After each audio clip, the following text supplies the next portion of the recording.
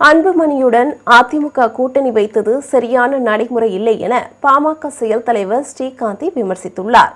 தமிழ்நாடு உழைக்கும் பத்திரிகையாளர்கள் சங்கம் சார்பில் சென்னை வேப்பேரி YMCA அரங்கில் நடைபெற்ற பொங்கல் விழாவில் நாடாளுமன்ற உறுப்பினர் வில்சன், திராவிட வெற்றிக் கழக தலைமை ஒருங்கிணைப்பாளர் மல்லை சத்யா உள்ளிட்டோர் பங்கேற்றனர்.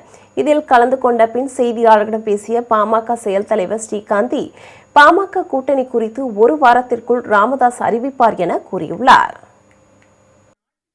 அதிமுக தரப்பிலிருந்து திரு அன்புமணி ராமதாஸ் அவர்கள்ட்ட பேச்சுவார்த்தை நடத்தி கூட்டணியை உறுதி செய்திருக்கிறோம்னு ஒரு அனௌன்ஸ்மெண்ட் கொடுக்குறாங்க. இந்த மாதிரி ஒரு அணுகுமுறையில் அவங்க கூட்டணி உறுதி அப்படின்னு அறிவிச்சிருக்கிறது சரியான நடைமுறைன்னு பாக்குறீங்களா? நீங்க உங்க கருத்து என்ன? இல்ல, கண்டிப்பா இது சரியான நடைமுறை இல்லைன்னு நான் நினைக்கிறேன். அப்படி அதிமுக செய்திருக்க கூடாது, கண்டிப்பா செஞ்சிருக்க கூடாது.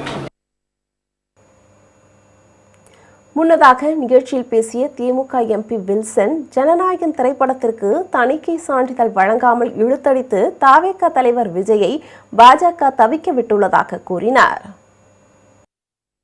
ஒரு திரைப்படத்தை சுமார் 500 கோடி இன்வெஸ்ட்மெண்ட் என்ற மாதிரி சொல்றாங்க. அந்த திரைப்படத்தை இன்று வெளியிட முடியாமல் what bro, not proper bro அப்படின்னு சொன்னவர்கள் இன்னைக்கு தவித்துக் கொண்டிருக்கிறார்கள்.